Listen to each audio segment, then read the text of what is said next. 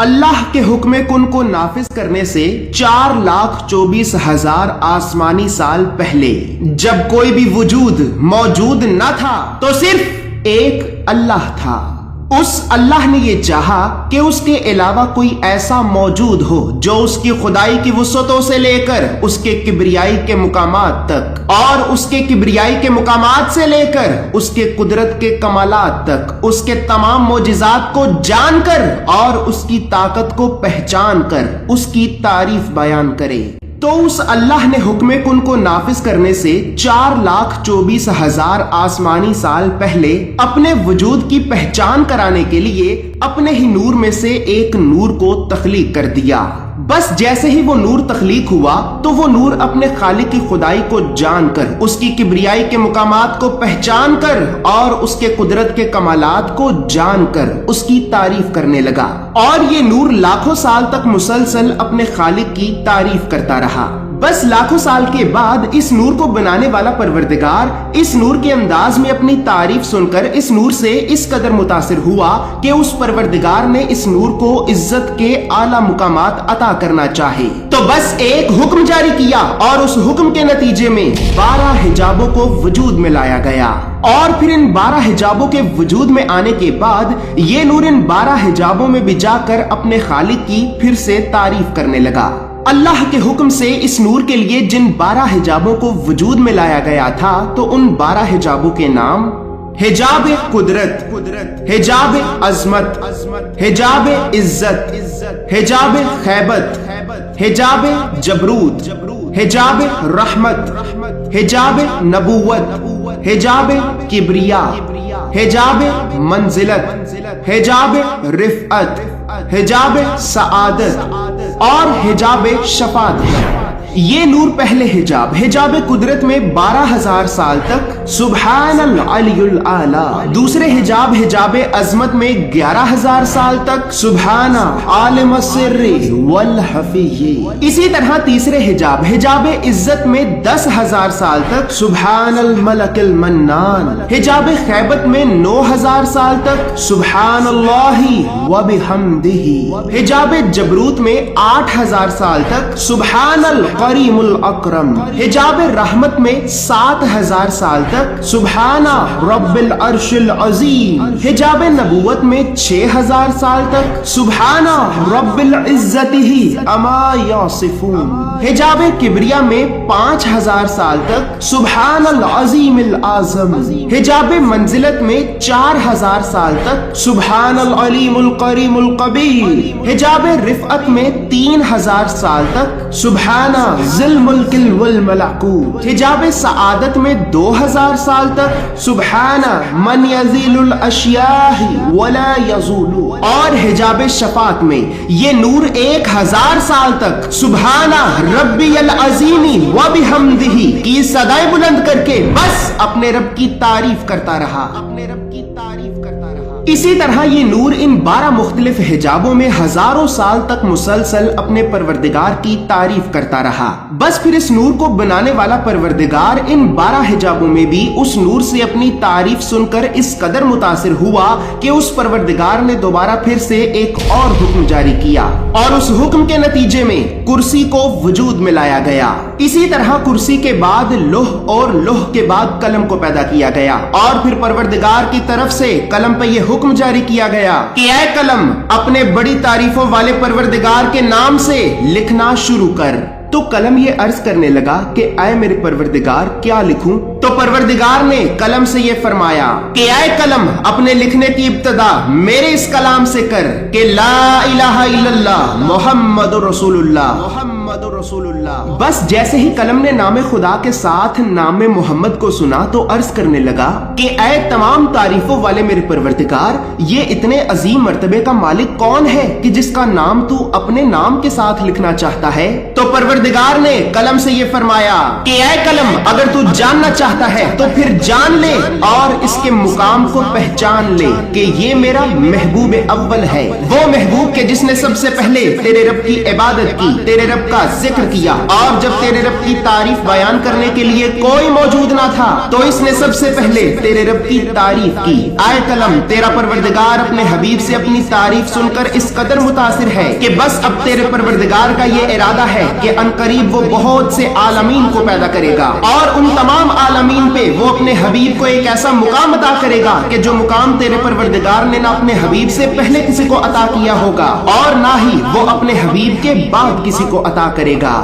بس اسی طرح اللہ نے سب سے پہلے اپنے حبیب کے نور کا تعارف قلم سے کرایا، اور پھر قلم سے تعارف کرانے کے بعد اللہ کے حکم سے نام محمد کو قلم کے ذریعے لوح پہ تحریر کیا گیا، اور وہ نام 4000 آسمانی سال تک اس لوح پہ نور کی طرح چمکتا رہا۔ اسی طرح پھر لوح و قلم کو پیدا کرنے کے بعد اللہ نے اپنے حبیب کے نور کے کچھ حصوں سے ایک عالم کو پیدا کرنے کا ارادہ کیا، تو بس اللہ نے ایک حکم جاری کیا اور اس حکم سے اللہ کے حبیب کا نور 5 حصوں میں تقسیم ہو گیا۔ اللہ نے اپنے حبیب کے نور کے پہلے حصے سے اپنے عرش کو پیدا کیا، دوسرے حصے سے آسمانوں کو پیدا کیا، تیسرے حصے سے چاند اور زمینوں کو پیدا کیا، چوتھے حصے سے سورج جیسے بڑے بڑے ستاروں کو وجود عطا کیا۔ لیکن ان 4 حصوں سے اس سارے عالم کو بنانے کے باوجود بھی یہ سب تاریک تھا، اس میں اندھیرا تھا، تو اللہ نے اندھیرے میں ڈوبے ہوئے اس عالم کو روشن کرنا چاہا، اسے روشنی سے بھرنا چاہا، تو بس اپنے حبیب کے نور کے 5ویں حصے سے پہلی مرتبہ صرف روشنی کو پیدا کیا،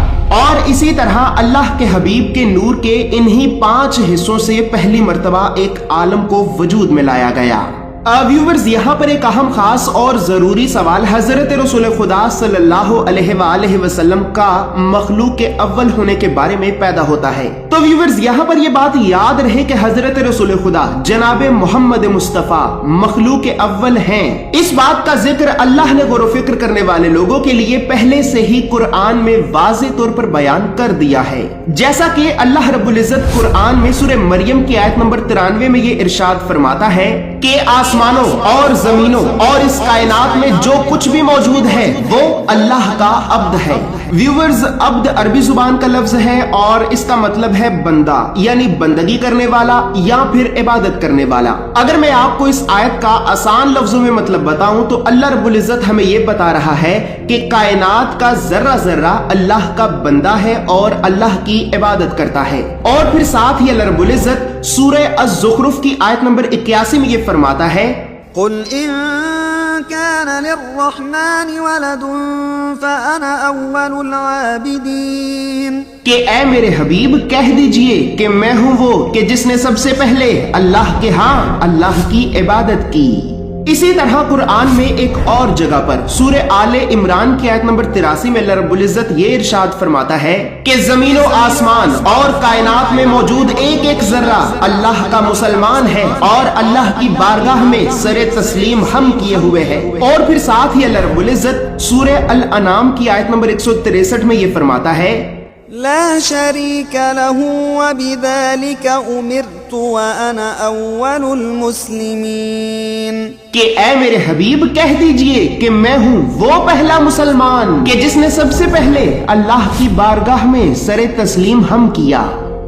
ویورز، جب آپ ان دونوں آیات کو پڑھیں گے تو ان آیات میں مسلمان اور سر تسلیم ہم، ان دونوں لفظوں کا مطلب ضرور یاد رکھیے گا، اور ان دونوں لفظوں کا مطلب ایک ہی ہے، اور وہ مطلب یہ ہے کہ اپنی خواہش اور اپنے وجود کو اللہ کے حکم کے سامنے جھکا دینا۔ اب جیسا کہ میں آپ کو قرآن سے حضرت رسول خدا کا مخلوق اول ہونے کے بارے میں بتا چکا ہوں، تو ویورز یہاں پر یہ بات بھی یاد رہے کہ حضرت محمد مصطفیٰ صلی اللہ علیہ وآلہ وسلم بے شک اس زمین پہ ایک انسانی وجود کی صورت میں موجود رہے، لیکن حقیقت میں آپ ایک نور ہیں، اور آپ ایک نور ہیں اس بات کا ذکر تو اللہ نے بغیر غور و فکر کرنے والے لوگوں کے لیے بھی قرآن میں 2 جگہوں پر سورہ المائدہ کی آیت نمبر 15 اور سورہ الاحزاب کی آیت نمبر 46 میں واضح طور پر بیان کر دیا ہوا ہے۔ بس پھر جیسے ہی اللہ نے اپنے حبیب کے نور کے ان 5 حصوں سے ایک عالم کو بنا کر مکمل کیا، تو اس عالم کو بنا کر مکمل کرنے کے بعد اللہ نے اس عالم میں اپنی عبادت کے لیے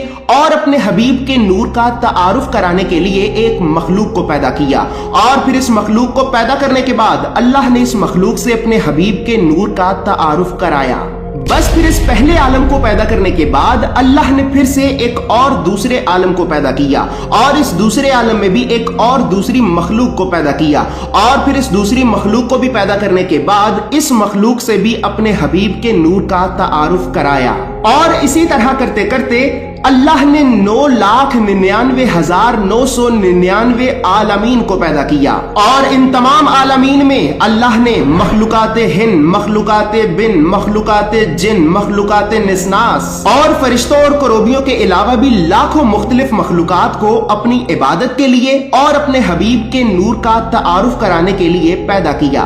व्यूवर्स, यहाँ पर ये बात याद रहे, आलम अरबी जुबान का लफ्ज है और आलम का मतलब है कायनात। और अगर मैं आपको कायनात का आसान लफ्जों में मतलब बताऊं तो पहले आसमान से लेकर 7वें आसमान तक जो कुछ भी मौजूद है ये सब का सब सिर्फ एक कायनात या फिर एक आलम कहलाता है। और जिस आलम में हम इंसान रहते हैं ये आखिरी आलम है और इस आलम से पहले अल्लाह ने 9,99,999 आलमीन को पैदा किया था। अब व्यूवर्स, यहाँ पर इन आलमीन से भी अहम खास और जरूरी सवाल ये पैदा होता है कि हजरत रसूल खुदा जनाब मोहम्मद मुस्तफा सल्लल्लाहु अलैहि वसल्लम का इन आलमीन से क्या लेना देना। तो व्यूवर्स, यहाँ पर ये बात याद रहे कि कुरान में सूरह अंबिया की आयत नंबर 107 में अल्लाह रब्बुल इज्जत ये इरशाद फरमाता है, वमा अर्सलनाका इल्ला रहमतन लिल आलमीन, कि ऐ मेरे हबीब हमने आपको आलमीन के लिए रहमत बनाकर भेजा है। व्यूअर्स, अब मुझ बंदे फकीर को इस बात का इल्म नहीं है कि हकीकत में ये आलमीन कितने हैं या फिर इनकी तादाद कितनी है, लेकिन नवासा रसूल हजरत इमाम हुसैन इब्ने अली के बेटे हजरत इमाम ज़ैनुल आबिदीन ये फरमाते हैं कि इन आलमीन की तादाद 9,99,999 है। लेकिन वो लोग जो रिवायात पर यकीन नहीं रखते और इस सवाल का जवाब सिर्फ कुरान से हासिल करना चाहते हैं, तो अल्लाह ने गौर फिक्र करने वाले लोगों के लिए कुरान की 2 आयात में इस सवाल का जवाब कुछ यूं बयान फरमाया है। जैसा कि अल्लाह रब्बुल इज्जत सूरह अंबिया की आयत नंबर 107 में इरशाद फरमाता है कि ऐ मेरे हबीब हमने आपको आलमीन के लिए रहमत बनाकर भेजा है। और फिर साथ ही अल्लाह रब्बुल इज्जत कुरान की पहली सूरह की दूसरी आयत में ये इरशाद फरमाता है कि अल्हम्दुलिल्लाहि रब्बिल आलमीन, तमाम तारीफें उस अल्लाह के लिए हैं कि जो तमाम आलमीन का खुदा है। मालूम ये हुआ कि अल्लाह रब्बुल इज्जत अपने कुरान की इन दोनों आयात के जरिए गौर फिक्र करने वाले लोगों को उनके इस सवाल का जवाब कुछ यूं बता रहा है कि ऐ लोगों जान लो कि जहां जहां तक मैं अल्लाह रब्बुल आलमीन हूं वहां वहां तक मेरा हबीब रहमतुल लिल आलमीन है।